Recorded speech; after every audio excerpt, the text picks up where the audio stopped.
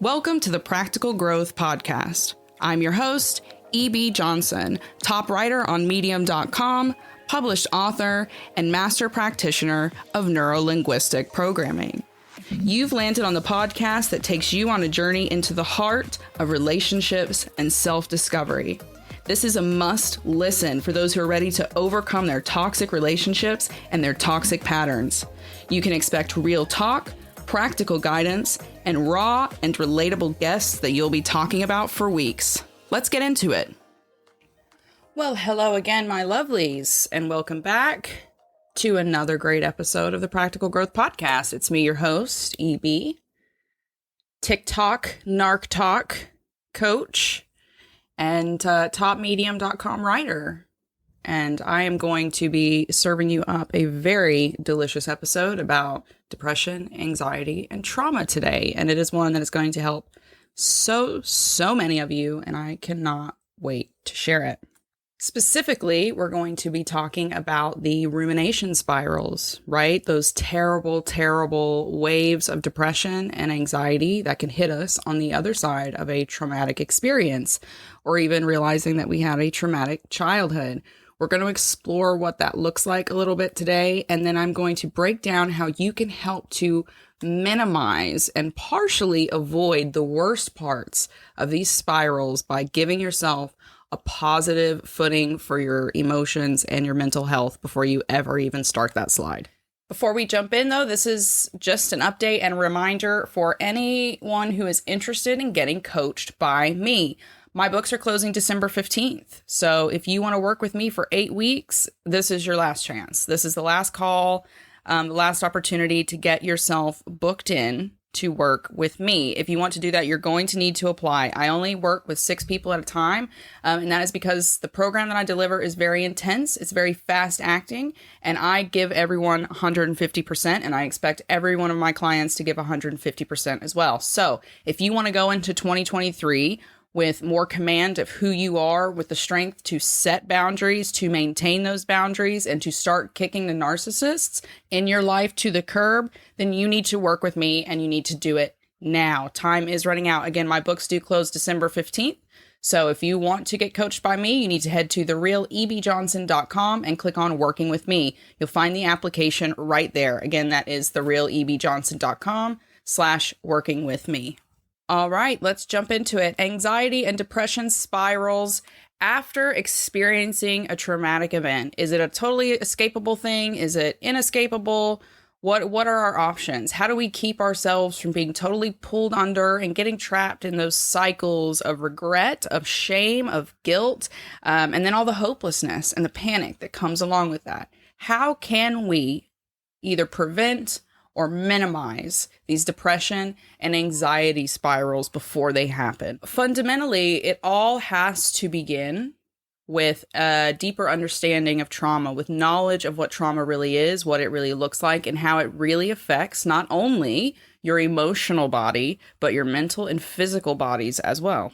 That is right. We are long past the days when we think or where we believe even that trauma is a purely emotional experience.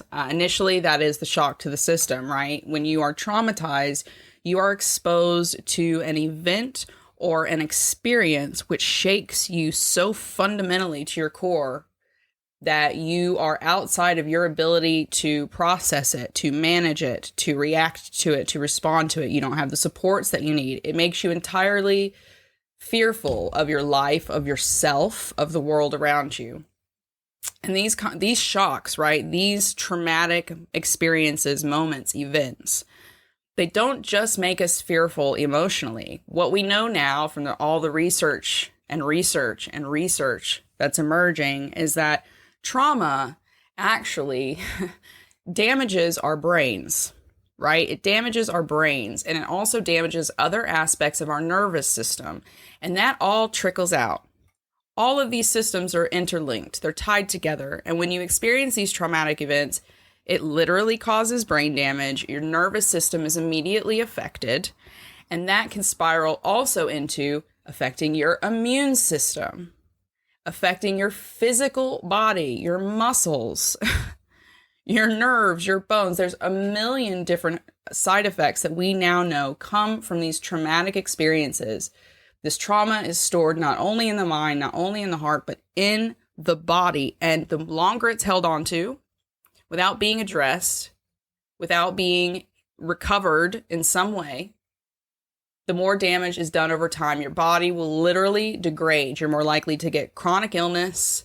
You're more likely to get cardiac problems. There's a million and one different things that can be linked to heaps of trauma that are undealt with. And the mental health stuff, right? That is obvious. That's one of the first and most obvious side effects. Once you experience a really traumatic event, you are shaken. You are shaken mentally and emotionally. And while it may take more time for our bodies to begin to degrade, our mental state and our emotions break down immediately. Our cognitive ability breaks down immediately. It immediately becomes harder for you to make decisions, especially if you get stuck in that survival mode, that fight or flight kind of sense. It immediately becomes harder for you to emotionally manage yourself. Depression and anxiety are incredibly common on the other side of a traumatic experience. Not only are you fearful, but there can be a lot of guilt, there can be a lot of shame, there can be a lot of anger and regret on the other side of these experiences. So in order for us to deal with any of this kind of depression and anxiety, these rumination spirals down into darkness, we have to really, really come to terms with what trauma actually is and how serious it is. How serious the experience is and how damaging it is for us in the long run.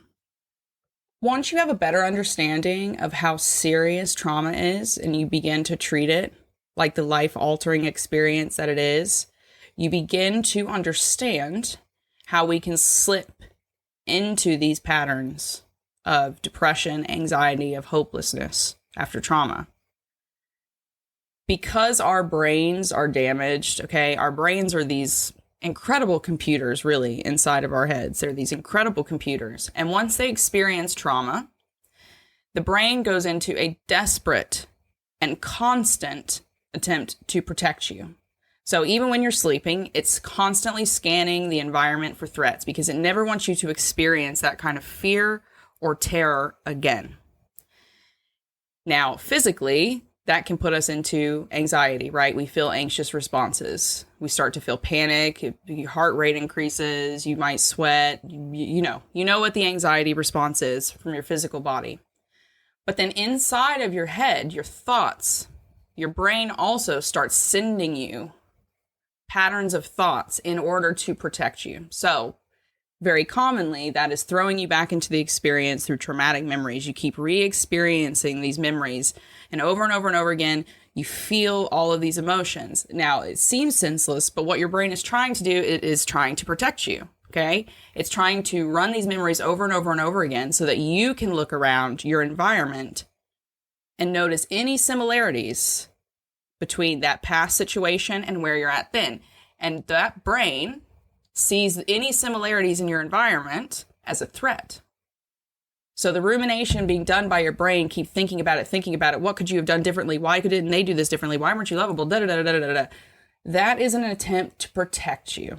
Your brain is trying to think through, to process, to constantly scan, observe, and make sense of everything so that you never, ever get hit or hurt ever again. But the problem is that's just not realistic, right?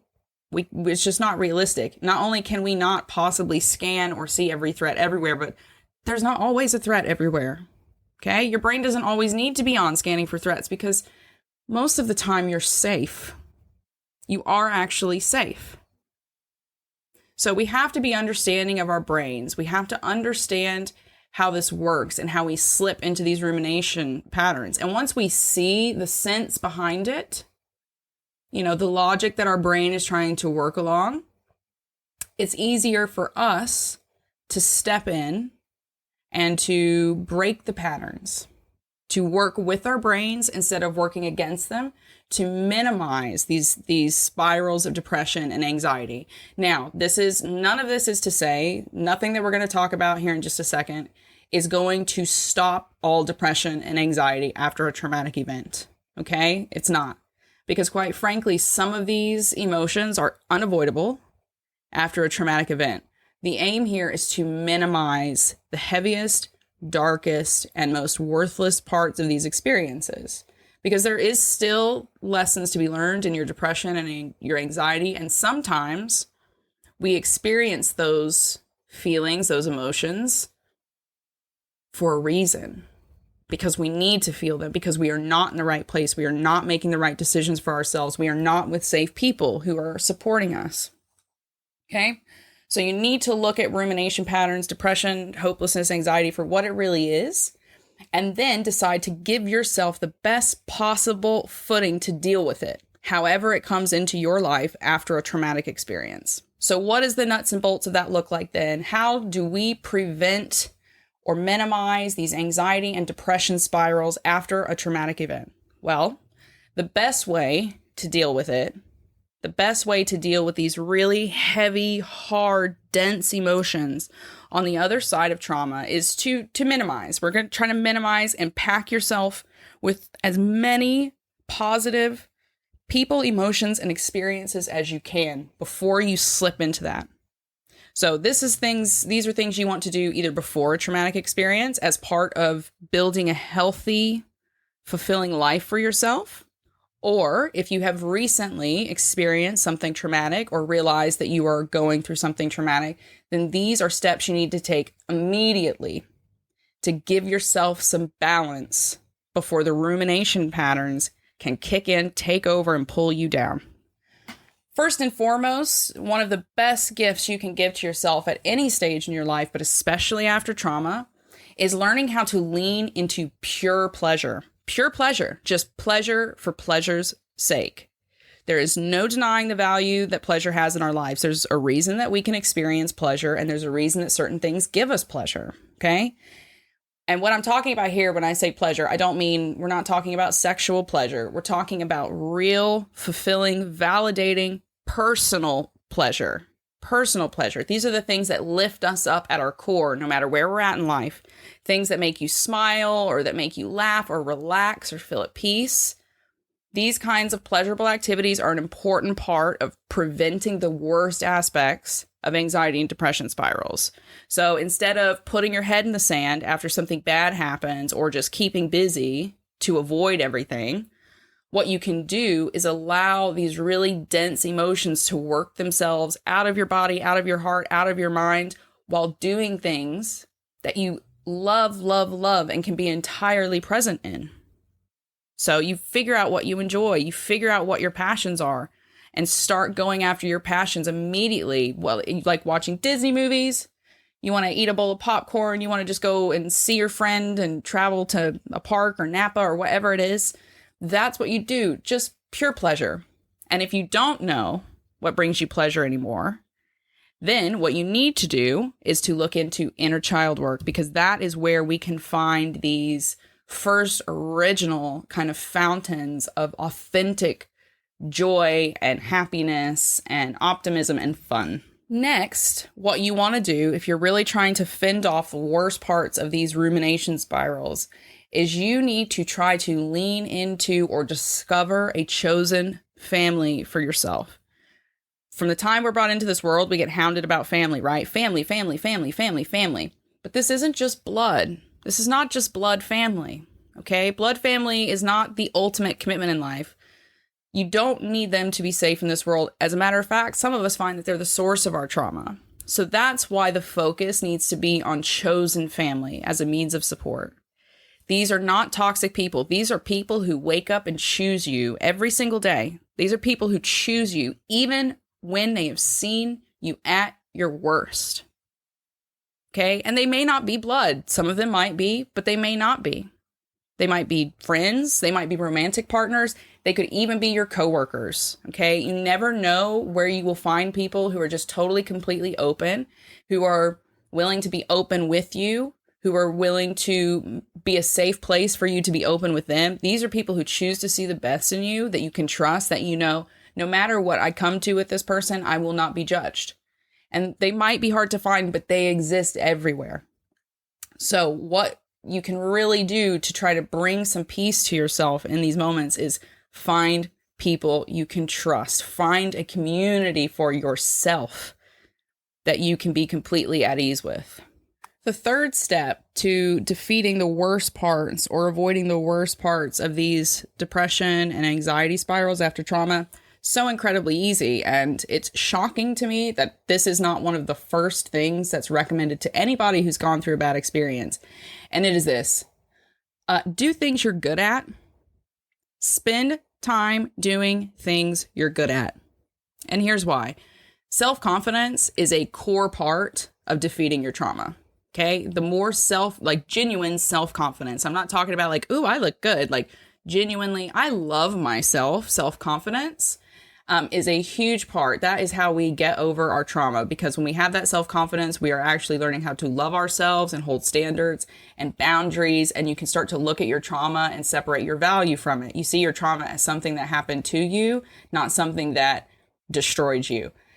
So when you're feeling good about yourself, when you're in love with yourself, when you're in touch with yourself, it's easier to keep your eyes on the horizon and away from those doom cycles. Okay? You know there's no going back. So when you do things that you're good at, you can be present in the moment and excited about the future. And there's an elegant simplicity in that. Because when you're low on yourself, think about that, right? After trauma, right? Before these depression and anxiety spirals set in, what is usually the first thought that you're having? What's that inner voice saying inside of you? She's like, you're terrible. This happened to you because you're a bad person. You deserved for this to happen. Everyone's going to do this to you. When you're having those conversations with yourself, when you're low on yourself, everything else works against you. You get stuck looking down on yourself. You're worried about the past constantly, panicked that someone's going to find out, regretting all the things that you can't go back and redo. And that is where those depression and anxiety spirals get their foothold in your life. So to get back to happiness, to get back to comfort, to just get back to a level ground, you need that sense of high self-confidence. And the easy way to do that is to just do things that you're good at. Just do things that you're good at, whether that's cooking or running or riding a bike or taking your dog on a walk or painting a picture or starting a new business. Whatever it is, just do things that you're good at. And little by little, you'll feel better about yourself. And the more positive feelings you can build about yourself, the more you will step into healing, the more you will step into that chosen family, into taking braver action for yourself after your trauma. It's an amazing first step to just make sure you keep feeling good about yourself and you keep putting out right there in front of yourself in the real world that, look, you're worthy. You're good at things. You have a purpose, you have a value, and more than that, you've got like meaning and fun things to do in your life. Now, the fourth step to defeating the worst parts of these patterns is one of my favorites, but it's not always everyone else's favorite, and that is creating a path to learning. Creating a path to learning, because that is just, it's fact. You need to understand what trauma really is and what the trauma recovery journey looks like, no matter what your trauma was. You need to realistically know how those two things affect the human being as a whole so that you can heal. Anxiety and depression aren't always avoidable, okay, after trauma. They're just not. Sometimes we're just hardwired to fall into those patterns, okay? And we've also not been given any healthy examples.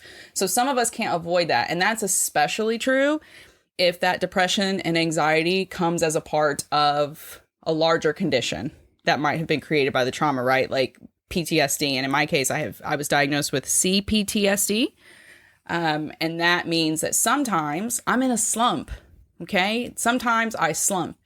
And I have to be very aware of that. And I have to be aware that sometimes these low feelings, these dense feelings are going to be a natural part of the healing process for me. And that sometimes my body is going to need to go through these emotions in order to get them up and get them out as I work through this really complex healing process and create balance. So again, we're not always trying to totally stop. So what can help us is learning. When you truly learn to quote unquote prevent the spiral, what you're doing is learning how to manage the reality of those spirals, of those feelings, of that depression, of that anxiety, of that whole trauma experience. Surviving this comes to us through wisdom, through being able to sit in ourselves and understand what we're feeling and allowing ourselves to be comfortable being uncomfortable. with those feelings. So one of the best things you can do for yourself, if you want to make sure you survive the depression and anxiety that comes on the other side of serious trauma, you need to learn everything you can about anxiety and depression and how they relate back to trauma and how we can experience them in our real lives. And Google will be your best friend. Now, this fifth step is one that I wish someone had shared with me earlier. And this actually I discovered this from a fantastic ADHD coach on TikTok. And that is this. You need to create systems for yourself. Okay? If you really, really are like, I am not going to get dragged under by my depression, by this hopelessness, by this kind of panic that I feel, you need to create systems, substantial systems for yourself. And these are not, I'm not talking about, these like healing and recovery gurus. They're like, buy my $10,000 5-step program. I will guarantee that you'll never feel trauma again. No, that's not what I'm talking about. I'm talking about layered, personally designed systems, as in you design them for rest and recovery that you create and program for yourself. So that is what you have to do in the wake of your own trauma. You have to create systems that allow you to work with your emotions instead of avoiding them. Okay? And these systems have to make room for the experience that your physical body will also have post-trauma, not just your mind. So some of these systems might look like self-care routines. You may go, right, I've just had this really, really, really bad experience in this relationship. I'm out of the experience now, but I know that I'm going to get rocked by some serious depression. Like, I'm not really feeling it now. I'm excited to be out, but I know it's coming. So I'm going to build a self-care routine for myself.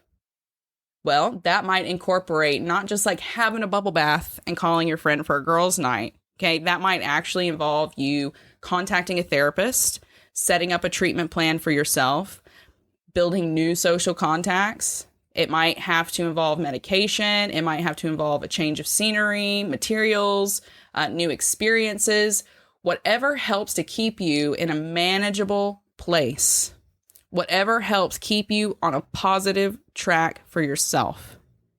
In every single one of these instances, these systems, however you have these systems, it might be, this is my system for when I'm feeling sad. This is how I take care of myself. This is my system for protecting my emotions. Whatever the system is, you have to design them based on your values, your beliefs, your standards, and your boundaries. And all of these systems should help you confront emotions, not avoid them, okay, including the dense emotions, anger, sadness, etc. And they should help you communicate your needs and rest your mind and body. So these systems can't just be, I'm going to get up and go running for 2 hours until I don't want to cry anymore, okay? There needs to be more layers to them than that. You need to have the ability to rest as well. Number 6 is also dead simple, and it's one of the most fun parts of consciously defeating the worst parts of our depression and anxiety spirals, and that is this. Figure out what you're passionate about. Figure out what you're passionate about. Your passions can be a powerful safety net that keep you from spiraling into the heinous, nasty, I'm worthless parts of anxiety and depression post-trauma. Okay, whenever you feel these kinds of I'm going down, I'm dipping down patterns coming on, you can latch onto your passions as a kind of crazy hook back onto the mainland. You don't have to slip into that. You can reach out and not only do things that you're good at, just do things that you love. You may not even be good at it, but you just love it. Maybe you suck at tennis, but you just love going and smacking a ball around. That's great. Do it. Do it. Go and read 8 books about Egyptology. Go and take that hieroglyphics class, whatever it is, whatever you're really crazy passionate about. I don't care if it's knitting cat sweaters. Figure out what you're passionate about. And even better, if you can identify things that involve the full use of your body, right? If you can get out and move and shake some of this trauma out of your body, doing things that fully engage your mind and make you feel totally enthralled and happy and curious and plugged into your life. And last but not least, if you are dead serious about defeating this darkness, then become your own best friend. Just become your own best freaking friend. I'm not even kidding. I know it sounds ridiculous, but seriously, think about it. How much time do you spend just being a good friend to yourself And I want you to think about that. Like, think about the last person you were a really good friend to. And then think about the last time they went through a crisis and how you treated them. When was the last time you spent that much emotional labor, time, effort, whatever, just being that nice to yourself? Seriously, when was the last time you were as supportive to yourself as you are to whoever your best friend is in your life? Do you take time to check in on yourself? Do you take time to kind of check on your emotional investments, your emotional inventory, to make sure you're like getting what you need from yourself and from everyone around you? Or do you just kind of like keep on keeping on? We'll just keep going like it is. There's a good chance you're going to slide into negative spirals when you don't know how to have these kinds of relationships with yourself, right? Because again, it gets tied into that self-confidence, that self-esteem, that self-love, that self-respect. You need to become your own friend so that when you start to slide into that spiral, you're the first person there to tell you, no, we're not doing this today, girl. Get out of bed. When you do this, you're giving yourself a chance to move away from that really critical, nasty behavior. And what's even more powerful about it is that you're taking away that need for external validation. I don't need the world to make me feel better. I don't need to go and call my girlfriends every 5 seconds because sometimes they're not going to be available. I can support myself too. I can have a village and then I can be my own village, both at the same time, because that is what I need to be fully fulfilled and to feel safe as a person. You don't have to tear yourself apart. You can be the first person that shows up with, the cheerleader pom-poms and the big sign. You can choose to be your own friend and choose to support yourself through every single crisis that you go through. You can choose to talk to yourself kinder and gentler. You can be compassionate. The way you treat yourself inside of your head has a lot to do with how these depression and anxiety spirals are going to go after your trauma. As a matter of fact, the way you treat yourself inside your head has everything to do with how your future is going to turn out. It's a scientific fact at this point. It's a scientific fact that whatever you think about yourself is going to manifest in your behaviors and your decisions, which is going to create your future. So do what a friend would do and pick yourself up after trauma. Don't wait for someone else to do it. Pick yourself up. Hold yourself tight, tell yourself it's going to be okay, and then get back to number 1 on the top of this list and start working through it all over again. You don't have to be consumed by your trauma, okay? You don't have to be consumed by it. You don't have to be consumed by the negative aspects of it, even if they are inevitable alongside the experience that you've had. You do not have to be consumed by it. You can give yourself a fighting chance of escaping the depression, of escaping the anxiety. You can keep yourself focused on positive prevention, even as you realistically experience negative things.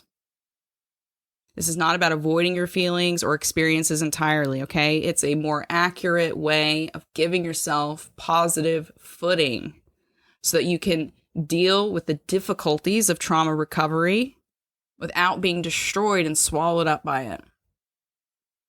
Know that challenges lie ahead and choose to be gentle with yourself anyway. Gift yourself minor pleasures, softness, the compassion that you would give to a friend or a child. Be understanding. Move slowly with yourself. Give yourself mercy through the whole process. Just give yourself mercy. The pain does not have to swallow you up. The pain does not have to swallow you up. You can break the cycle. You can choose to move differently, to build differently after your trauma. That experience does not have to be the experience, the moment that you lose everything. Okay? Experiencing trauma does not have to be the end of who you were. It could be the opportunity for you to fully realize who you want to be and what that person is actually worth. But to get to that person, you're going to have to invest in yourself and your future and your healing. You're going to have to make a commitment to yourself and honor it as you would value a commitment to someone you truly loved. So spend your time, energy, and love wisely, and make sure you don't ever give up on you. Thank you so much for listening this week. I hope that has given you a boost or, some fuel in the tanks to keep going, because life is hard. Crap is hard right now. It sucks. It's not easy for any of us. And I hope that if nothing else, that this episode has been able to help you see a light at the end of the tunnel. I hope that, it gives you a little bit of fire. Helps you see some spark that's left. As always, if you would like to help me out and get a free ebook, you can always leave a 5-star review of this podcast over on Apple Podcasts. It's dead easy. You just head over, let them know what you loved about the episode or the show, and then take a screenshot. Send that to me on Instagram, or you can email it to me, admin@therealebjohnson.com, and I'll send you a free ebook. That simple. That simple. It really is. So, leave a 5-star review if you fancy it. If not, thank you so much for listening, for reading my blog on medium.com, for following me on TikTok, for showing up for my TikTok live. You guys are absolutely incredible, and the support you've shown me has blown me away. You've really changed my life. So I'm hoping I'm able to give some of that back to you. Thank you again. I'll be back next week with an all new episode. But until then, keep your heads up, your eyes on the stars. Keep moving forward. Bye-bye.